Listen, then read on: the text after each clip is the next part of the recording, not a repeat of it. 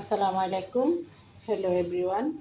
গুলশান রান্নাঘর থেকে আরেকটি রেসিপি নিয়ে চলে আসলাম।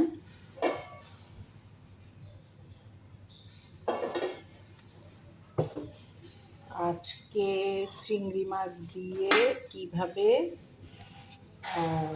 করলা ভাজি করব সেটা আজকে দেখাবো। তো